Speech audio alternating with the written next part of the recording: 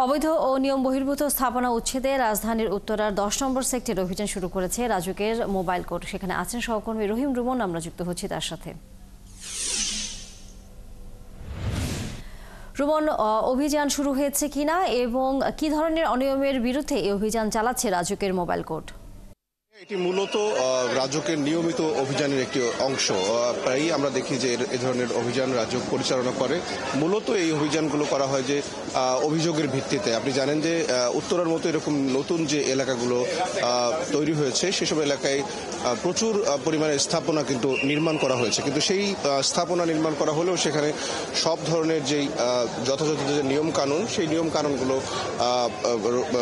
মেনে আসলে ভবনগুলো নির্মাণ করা হয়নি। আমরা উত্তরার যে আজকে এই 10 নম্বর সেক্টরের রানাভোলা এলাকায় যে অভিযানটি চলছে, এই অভিযানে আমরা দেখছি যে বেশ কয়েকটি প্লটে বাড়ির মালিকরা বাড়ি নির্মাণ করেছেন, কিন্তু সেখানে রাস্তার জন্য যেই নির্ধারিত যে জায়গা রাখবার কথা সেই জায়গাটি তারা ঠিক মতো রাখেননি। এছাড়া যার কারণে আমরা একটি বাড়িতে দেখলাম যে একজন বাড়ির মালিক তিনি বাড়ি করেছেন, তার ঠিক পেছনে যে আরো একটি বাড়ি রয়েছে তার বাড়ির দরজাটি পর্যন্ত আটকে গেছে। তিনি তার দাবি যে তার নিজের জায়গার বাইরে তিনি বাড়ি করেননি, কিন্তু ভুক্তভোগী যেই আর একজন যেই ভুক্তভোগী বাড়িওয়ালা রয়েছেন তিনি তার অভিযোগ আসলে এই বাড়ির মালিক তার প্রতিবেশীর ভালো চিন্তা না করেই তারা বাড়ি নির্মাণ করেছেন।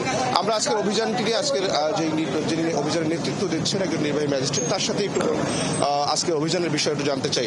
আজকে একটু শুনতে চাই যে আপনাদের আজকের অভিযানটি কি নিয়মিত অভিযানের অংশ কিনা, আজকে কি কি অভিযোগের ভিত্তিতে অভিযানটা পরিচালনা করা হচ্ছে? জি, আমাদের মোবাইল কোর্টের নিয়মিত অভিযানের অংশ হিসেবে আমাদের উত্তরার রানাভোলা মোড়াতে আমরা অভিযান পরিচালনা করছি। আমরা এখন যে ভবনের সামনে দাঁড়িয়ে আছি এই ভবনটি যে প্ল্যান অনুযায়ী কাজ করার কথা সেটি তারা করেনি।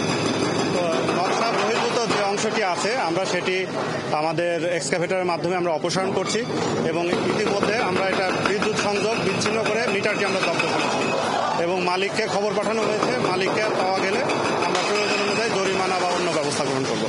এই ধরনের অভিযানের ঘটনা আমরা প্রায়ই দেখি, কিন্তু এই যে রাস্তার জন্য জায়গা ছাড়া না, এই যে প্রবণতা, এই সচেতনতা বাড়ানোর জন্য আপনাদের কোনো উদ্যোগ?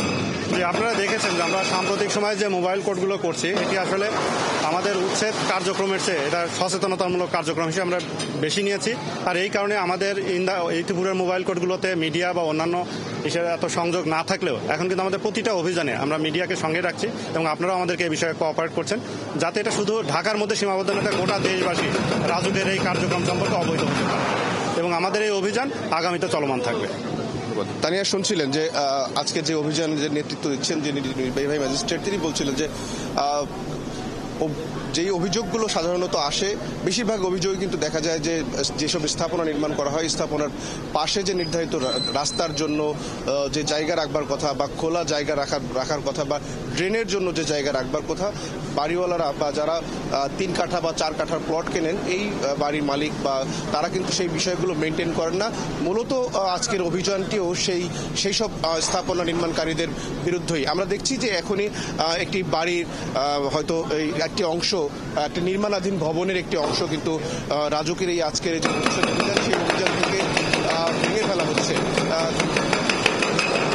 এই বাড়ির অভিযোগে সে একই রকম যে তিনি তার যে প্লটের যে যতটুকু জায়গা সেই জায়গায় তিনি তার স্থাপনা নির্মাণ করেছেন, কিন্তু উপর দিক দিয়ে একটি বড় অংশ, একটি বর্ধিত অংশ তিনি করেছেন যেটি আসলে অবৈধভাবে করা হয়েছে।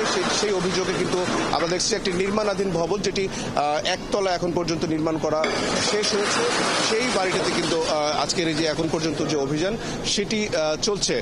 রাজুকের এই কর্মকর্তারা বলছিলেন যে আজ এই এলাকা ঘিরে যতগুলো অভিযোগ বেশ কিছুদিন ধরে জমেছে সেই অভিযোগগুলো তারা সুরাহা করবার জন্য সেই ভবনগুলো অন্তত ভিজিট তারা করবেন। আমরা প্রথমে যেটি বলছিলাম যে একটি ভবনের কথা যিনি রাস্তার অন্যের দরজা পর্যন্ত আটকে দিয়েছেন, সেই বাড়িওয়ালাও আমরা দেখেছি তিনি একটি হাইকোর্টে একটি রিট আবেদন করেছেন। যেই রিট আবেদনের পরিপ্রেক্ষিতে হাইকোর্ট থেকে একটি স্থিতাবস্থা দেওয়া হয়েছে, যার কারণে সেই ভবনটিতে কোনো অ্যাকশনে আসলে রাজুক কর্মকর্তারা যেতে পারেননি। এই মুহূর্তে যেখানে অভিযান পরিচালনা করছেন সেখানে একেবারে সুনির্দিষ্ট প্রমাণের ভিত্তিতেই কিন্তু আজকের এই যে অভিযান সেটি এখন পর্যন্ত পরিচালনা হচ্ছে। নিশ্চয়ই এই অভিযানের পরে আরো যদি কোনো স্থাপনা ভেঙে ফেলা হয় বা এর পরের যদি কোনো ঘটনা নিশ্চয়ই আপনাকে পরবর্তী বুলেটিনে জানাতে পারবো। তানিয়া, ধন্যবাদ রহিম রুমন। নিশ্চয়ই আমরা ফিরবো আবারও রাজুকের এই যে অভিযান চলছে অবৈধ স্থাপনার, তার খবর জানবার জন্য। দর্শক সহকর্মী রহিম রুমন ছিলেন এতক্ষণ আমাদের সাথে।